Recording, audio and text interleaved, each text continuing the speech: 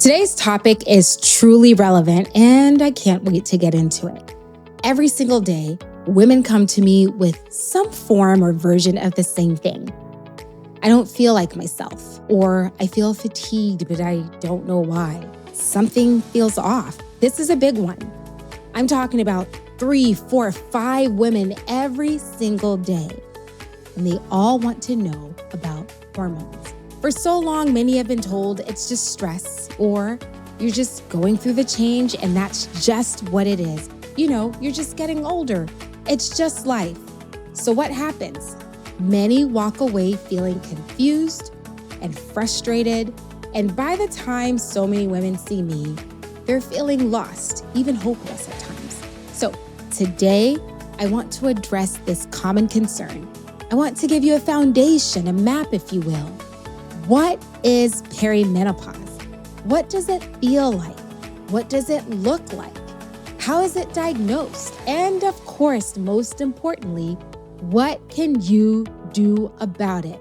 So, without further ado, let's talk perimenopause. Welcome to Fuller Living, your space for empowerment, inspiration, and practical health nuggets. Here you'll find relatable guidance that fits your everyday life as you journey to a fuller and healthier you. I'm your host, Dr. Ashitey. Let's dig in. Welcome back to Fuller Living, wherever you're listening from today, whether, again, you're driving, walking, or carving out a quiet moment for yourself. As always, I'm so glad that you have chosen to spend this time with me, investing in your own health. Now, before I go any further, I want to say something very important. If you are a man and you heard the words perimenopause and thought, not for me, please don't tune out. Please hold on. Here's why. There is a very good chance that you have a woman that you care about, that you love in your life right now, whether it's your partner, your sister, your mom, or maybe a special friend. Somebody you know is going to move through this season of life if they aren't already. Most of them will go through this phase feeling confused or feeling unheard. So understanding what you're about to hear is one of the kindest and most supportive things you can offer her. You might even change someone's life. So please stay with me.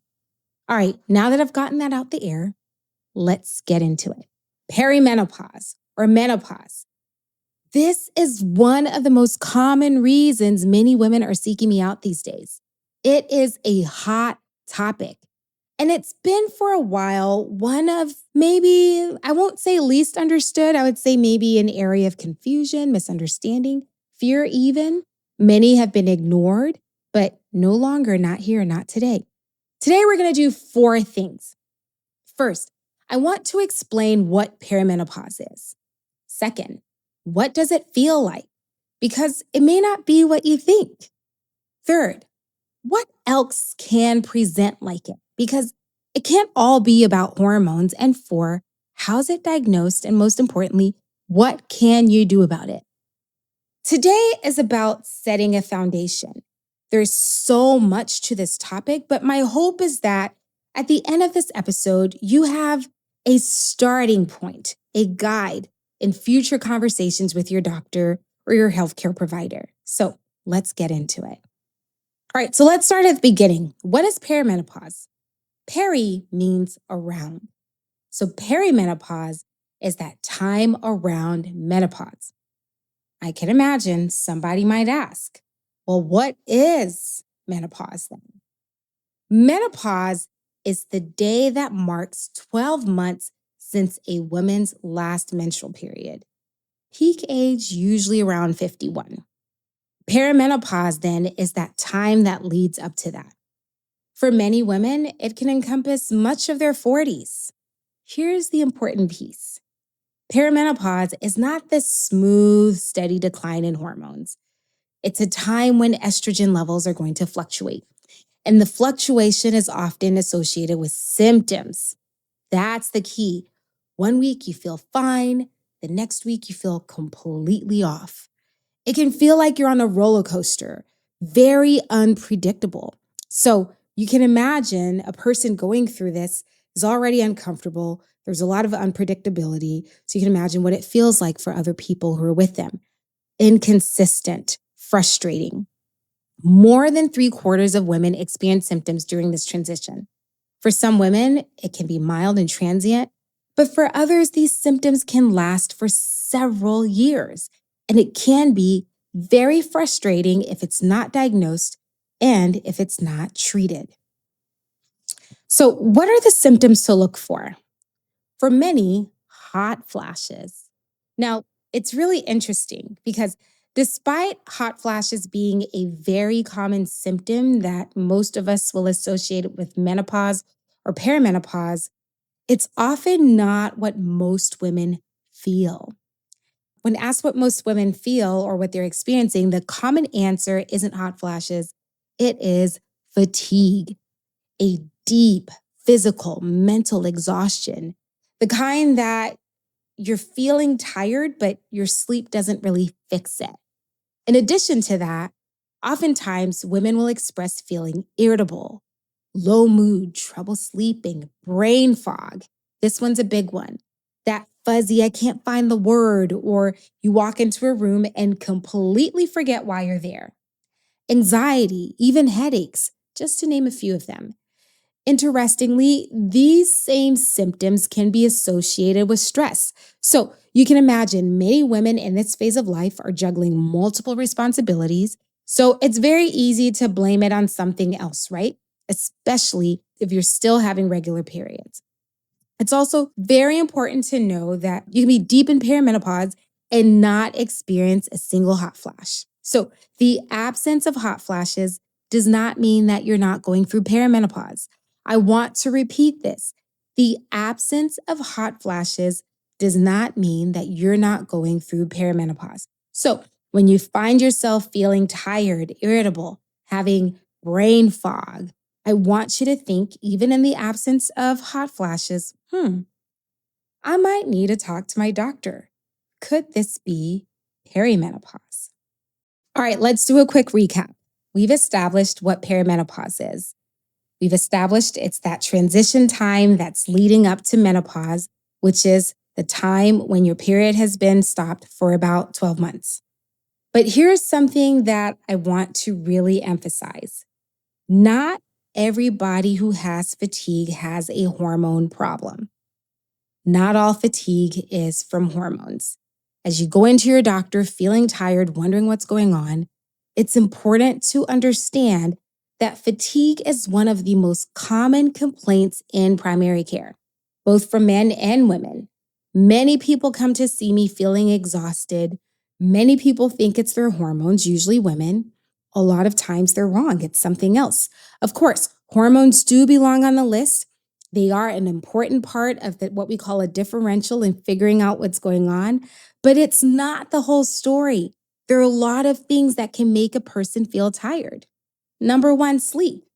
Before you go and see your doctor, first you need to be honest with yourself. Am I getting 7 to 8 hours of sleep consistently? There are also other conditions like sleep apnea, narcolepsy, primary insomnia that can make you feel tired. Number two, mood. Depression and anxiety can make you feel fatigued. So can ongoing uncontrolled stress. Number three, your thyroid. In fact, a thyroid that's not running well can feel exactly like perimenopause. Feeling tired, low mood, weight changes, feeling off, something just doesn't feel right. Number four, this one is my favorite, anemia. Usually low iron levels can cause this. There are other causes for anemia, but this is a very common one and also very treatable. There's so many other possibilities.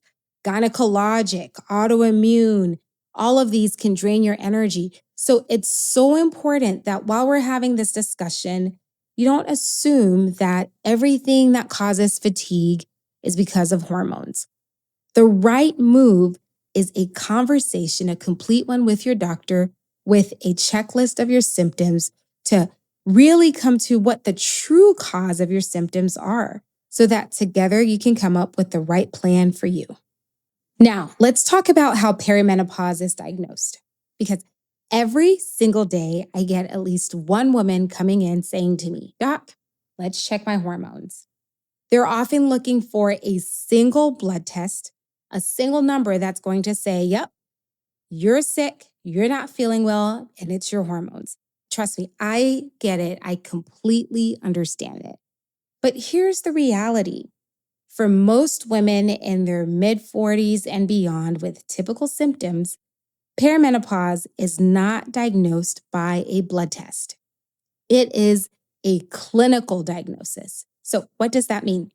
It means we diagnose it based on symptoms and, well, you. Personal information like one, your age, the changes in your cycle, the symptoms that you describe, and really not a single lab value. This is why a hormone panel is not really the answer. The first thing we talked about, remember, is the fluctuations in hormones. So, your hormones are swinging up and down all the time during this phase. So, if I check your hormone on Tuesday, it might look completely different than what it looks like on Thursday. A single snapshot of a moving target is not going to tell me anything. That's why, for most women with a clearer picture, we don't even need to check those numbers. Now, there are some very important exceptions. For instance, if you're younger or the picture is not clear, you may have some other symptoms that are not typically associated with that, or we may be worried that it's something else, like some of the other conditions that we talked about. In that case, testing may be very important or may be very helpful. And this is why having a conversation with your doctor is so important. Going in with an open mind, yes, thinking about hormones, but also keeping other things in mind. Now, I want to leave you all with the good news. There are treatments for it, but that is beyond the scope of this conversation. Today is really just to bring it to your awareness so that you have something to talk to your doctor about. But if this sounds like something that you are experiencing right now, I want you to go ahead, document your symptoms, book an appointment with your doctor, and go talk about it because there's treatment for you. You don't have to suffer in silence. Bring it up to your doctor. So let's turn this into something that we can start doing right now. If you're a guy, your action this time is simple. Share this information with a loved one in your life. For the ladies, here's your SMART goal for the week. Remember, a SMART goal is one that is specific, it is measurable, achievable, relevant, and it is time bound. Here's your goal for the week. For the next week, let's track symptoms. What are you feeling? When does it show up? How strong does it feel? And then don't just notice it, write it down. Maybe in a piece of paper, maybe type it somewhere in your phone. It doesn't really matter, but document it. Okay. Very important. Specific things like your cycle. What specific symptoms? Measurable. Just a simple daily note. Achievable. Shouldn't even take 30 seconds. And I know we all have that in our day. Relevant because remember, this is a clinical diagnosis. Your story, your symptoms are the most powerful diagnostic tool. And written and recording it, and writing it down and recording it is able to help your doctor have a clearer picture of what's going on. And remember, this is part of your goal to live a fuller and healthier life. And time bound, we've got 1 week and that's it. And you're done. You can do it. So today we laid down a foundation. We learned what perimenopause is. We learned that it's not just a steady decline, but fluctuations in your hormones. It can feel like a roller coaster and not a slope. We learned that it feels like fatigue. We learned that it can feel like mood instability, sleep issues, brain fog, not just hot flashes. And we know that there isn't just a single test that checks for it and that your symptoms really matter and it's a clinical diagnosis. All right.